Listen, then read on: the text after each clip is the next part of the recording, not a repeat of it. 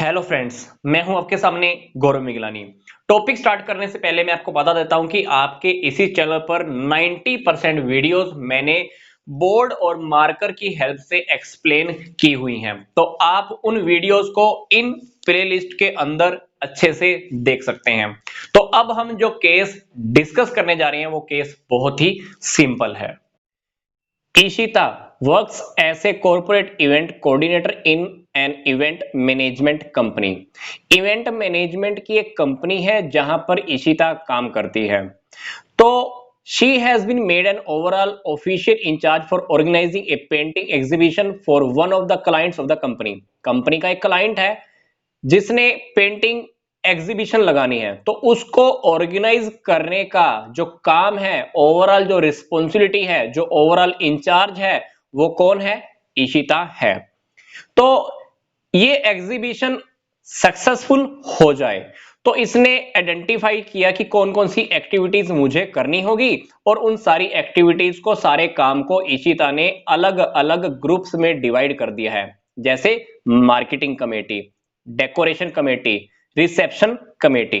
तो in order to facilitate coordination with in the among committees, सारी committees के बीच में कोऑर्डिनेशन बना रहे, तो इसने क्या किया है, हर ग्रुप के ऊपर एक सुपरवाइजर भी अपॉइंट कर दिया है। मतलब हर कमेटी के ऊपर एक सुपरवाइजर भी बना दिया है। तो each member in the group is asked to report to their respective supervisor. हर मेंबर को कहा गया है कि तुमको रिपोर्ट किसे करना है? अपने सुपरवाइजर को रिपोर्ट करना है। और सारे सुपरवाइजर किसको रिपोर्ट करेंगे?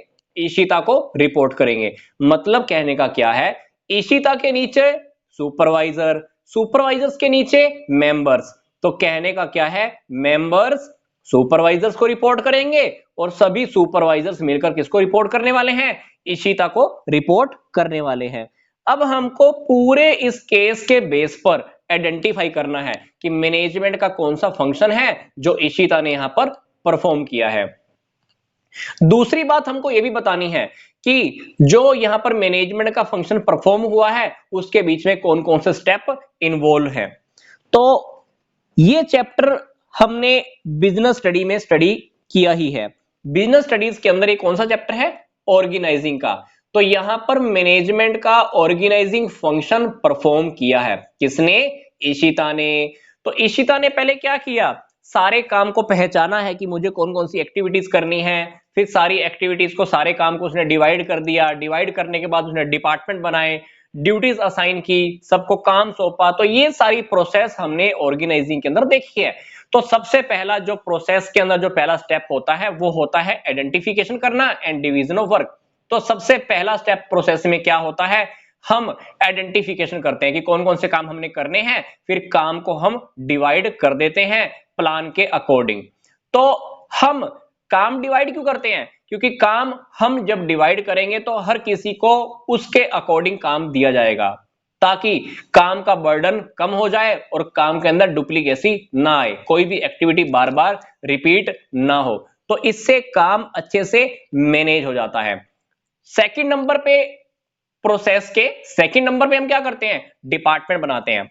फॉर एग्जांपल, कंपनी है, कंपनी का एक टारगेट है, उस टारगेट को पूरा करने के लिए हमको अलग अलग डिपार्टमेंट बनाने होते हैं। प्रोडक्शन का, परचेज का, मार्केटिंग, फाइनेंस, ऑफिस, सारे डिपार्टमेंट। ठीक है, वैसे ही इसके अंदर भी, इस केस में भी क्या किया था, ईशिता ने काम को पूरा करने के लिए डिपार्टमेंट बनाए हैं। 3 डिपार्टमेंट बनाए, हर डिपार्टमेंट के ऊपर सुपरवाइजर छोड़े, मेंबर्स भी छोड़े। तो यहां पर भी हमारा जो सेकंड स्टेप है वो डिपार्टमेंट बनाने का है। तो next step in the process involve the grouping of similar activity into department. जो एक्टिविटी सिमिलर नेचर की है ना, एक जैसे नेचर की है, उसको हम एक ही डिपार्टमेंट के अंडर में या यूनिट के अंडर में या सेक्शन के अंडर में छोड़ देते हैं क्राइटेरिया के बेस पर। तो इससे क्या होगा, स्पेशलाइजेशन का फैसिलिटी मिलता है। अब प्रोडक्शन डिपार्टमेंट क्या करेगा? सिर्फ प्रोडक्शन का काम। परचेज डिपार्टमेंट क्या करेगा? सिर्फ परचेज का काम। फाइनेंस डिपार्टमेंट क्या करेगा? फाइनेंस का काम। मतलब हर डिपार्टमेंट का एक स्पेशल क्वालिटी होता है। डिपार्टमेंट बन गए, डिपार्टमेंट बनने के बाद क्या, उन सबको ड्यूटीज असाइन कर दो। Once department has been created, एक बार जब डिपार्टमेंट बन जाते हैं तो उन डिपार्टमेंट्स को किसी न किसी पर्सन के अंडर में छोड़ दिया जाता है और उनकी जॉब पोजीशंस भी बता दी जाती हैं। कौन किसका बॉस होगा, कौन किसके अंडर में काम करेगा, कौन सुपीरियर है, कौन सबऑर्डिनेट है। तो ये सारी बातें उन लोगों को पहले ही बता दी जाती हैं। फिर रिलेशनशिप भी हम एस्टेब्लिश कर देते हैं। While assigning jobs, each member is told for whom he has to take the order, किसने किससे ऑर्डर लेने हैं और कौन किसको अकाउंटेबल है। तो एक क्लियर रिलेशनशिप एस्टेब्लिश कर दिया जाता है, एक हायरार्किकल स्ट्रक्चर बता दिया जाता है कि कौन किसके अंडर में काम कर रहा है। तो देखा जाए तो पूरी की पूरी प्रोसेस के अंदर जो पहला स्टेप होता है वो है कि काम को आइडेंटिफाई करो, काम को डिवाइड करो। फिर हम क्या करते हैं, डिपार्टमेंट बना देते हैं। डिपार्टमेंट बनाने के बाद हम उनको ड्यूटीज असाइन कर देते हैं। ड्यूटीज असाइन करने के बाद हम एक रिलेशनशिप का स्ट्रक्चर भी डिफाइन कर देते हैं कि कौन किसका बॉस होगा, कौन किसके अंडर में काम करेगा, कौन किससे ऑर्डर लेगा, कौन किसको ऑर्डर दे सकता है, किसकी किसके प्रति जवाबदेही होगी। ये सारी बातें सारे डिपार्टमेंट्स को बिल्कुल क्लियर कर दी जाती हैं। इससे फायदा क्या होगा, सारे डिपार्टमेंट्स के बीच में कोऑर्डिनेशन बना रहेगा, जिसकी वजह से जो हमारा एक कॉमन गोल होता है कंपनी का, फर्म का, उसको हम अचीव कर सकते हैं।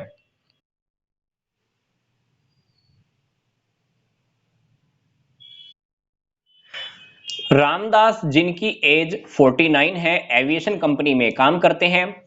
जिस डिवीजन में रामदास काम करते हैं उस डिवीजन में इनकी एज बाकी के एम्प्लॉय से सबसे ज्यादा है, मतलब he is a senior most employee of his division. He is the even senior to the division manager, मतलब ये अपने डिवीजन मैनेजर से भी एज के मामले में बड़े हैं। और डिवीजन मैनेजर का नाम क्या है, डिवीजन मैनेजर का नाम है कानापुटी। रामदास को मोस्ट कमिटेड, कैपेबल और हार्ड वर्किंग एम्प्लॉय माना जाता है। उनकी कैपेबिलिटीज की वजह से, एबिलिटी की वजह से, सीनियरिटी की वजह से उनको जो भी असाइनमेंट दिया जाता है वो उनकी चॉइस के अकॉर्डिंग होता है और वो हर काम पूरा कर देते हैं। वो हर काम कैसे हैंडल करते हैं, जैसे वो रूटीन का काम करते हो, मतलब रामदास को जो भी काम दो रूटीन के काम के अकॉर्डिंग वो हर काम पूरा कर देते हैं। पर एक प्रॉब्लम तब खड़ी हुई जब एक इंटेलिजेंट पर्सन नागार्जुन को इसी डिवीजन में काम दिया गया जिस डिवीजन में रामदास भी है।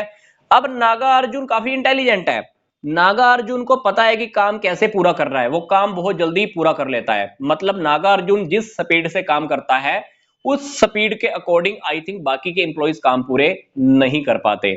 अब कहीं ना कहीं रामदास और जो नया पर्सन आया है नागार्जुन, उन दोनों के बीच में टेंशन का माहौल पैदा हो जाता है। कुछ ऐसे ओकेजन भी होते हैं जब कानापुटी, कानापुटी कौन है, डिविजनल मैनेजर, इसको पता है, इसने नोटिस भी किया है कि दोनों एम्प्लॉइज के बीच में टेंशन क्रिएट है पड़ी, प्रॉब्लम कहीं ना कहीं है पड़ी, पर फिर भी कानापुटी ने इंटरफेयर नहीं किया इनके पर्सनल इश्यूज को लेकर, क्योंकि कानापुटी को यह बात पता है कि भले ही दोनों के बीच में इश्यूज हैं पर फिर भी ऑर्गेनाइजेशन का काम, जो मेरा डिपार्टमेंट का काम है, वो फिर भी टाइम से पूरा हो रहा है, जल्दी हो जाता है। पर एक दिन क्या हुआ, दोनों के बीच में, रामदास और नागार्जुन के बीच में बहुत ज्यादा टेंशन बढ़ गई। तब तंग आकर, ऐसा समझ लीजिए, रामदास ने कानापुटी को जाकर कंप्लेन की है कि उसकी ड्यूटीज कौन पूरी कर रहा है, नागार्जुन पूरी कर रहा है। कह रहा है, मतलब कहने का क्या है, मतलब कहने का यह है कि रामदास कहता है कानापुटी को, अपने डिवीजनल मैनेजर को, कि मेरी ड्यूटीज काफी सारी किसको हैंडओवर कर दी गई हैं, नागार्जुन को। अब नागार्जुन ने क्या किया है, नागार्जुन तो बस इतना सा कर रहा है कि वो काम बहुत जल्दी कर देता होगा। जो काम रामदास कर रहा था उसमें से भी बहुत सारे काम कौन पूरे कर देता होगा, नागार्जुन पूरे कर देता होगा। पर रामदास यही कंप्लेन जाकर कानापुटी को करता है कि मेरे काफी सारी ड्यूटीज वाले जो काम थे ना वो नागार्जुन पूरे कर रहा है। तो कानापुटी ने क्या किया, एक ऑर्डर स्टेट किया जिसमें उसने बता दिया, क्लियर एलोकेट कर दिया किसका क्या जॉब होगा, किसकी क्या ड्यूटीज होंगी दोनों के बीच में। उसने ये भी क्लैरिफाई कर दिया कि तुम दोनों के बीच में वर्किंग रिलेशनशिप क्या होगा, कौन कैसे काम करेगा, कौन किसको रिपोर्ट करेगा, ये सब बता दिया गया। इससे क्या हुआ, वर्कलोड कम हो गया, जो प्रोडक्टिविटी थी वो एनहांस हो गई, और जो दोनों के बीच में जो लड़ाई झगड़े वाला जो माहौल, टेंशन वाला माहौल था ना, वो भी कहीं ना कहीं खत्म हो गया।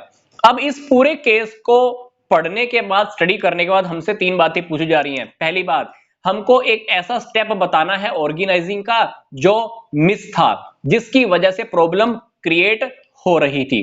दूसरी बात हमको यह बतानी है कि ऑर्गेनाइजिंग प्रोसेस के कौन से दो स्टेप हैं जो इस पूरे केस में इंप्लीमेंट किए गए हैं। तीसरी बात हमको ये बतानी है कि ऑर्गेनाइजिंग की क्या इंपॉर्टेंस है। इंपॉर्टेंस के हमको 2 पॉइंट बताने हैं। तो पूरे केस को अगर हम ध्यान से स्टडी करें तो पहले नागा अर्जुन के आने से पहले किसी को पता ही नहीं दिया था, किसी को बता ही नहीं रखा था कि किसने क्या काम करना है। मतलब असाइनमेंट ऑफ ड्यूटीज वाला काम मिस था। मतलब ऑर्गेनाइजिंग ऑफ प्रोसेस के अंदर हम क्या करते हैं, सभी को ड्यूटीज असाइन करते हैं। तो पहले ड्यूटीज असाइन नहीं की हुई थी। जब जब हम ड्यूटीज असाइन करते हैं तो क्या होता है, हर किसी को पता होता है किसने क्या काम करना है, किसकी क्या जॉब पोजीशन है, कौन किसका बॉस है, कौन किसके अंडर में काम करेगा। तो असाइनमेंट ऑफ ड्यूटीज का काम पहले नहीं था, ये स्टेप मिस था। पर अब यहां पर हम देखें सेकंड क्वेश्चन के अकॉर्डिंग हमसे यही पूछा गया है कि यहां पर कौन से 2 स्टेप हैं जो ऑर्गेनाइजिंग प्रोसेस के अब इंप्लीमेंट कर दिए गए हैं।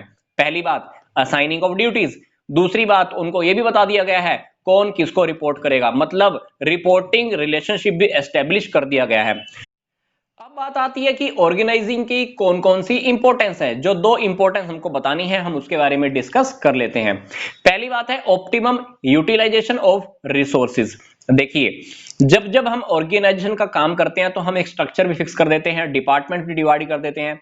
हर डिपार्टमेंट के ऊपर मैनेजर भी होता है, हर डिपार्टमेंट को पता भी होता है किसने क्या काम करना है।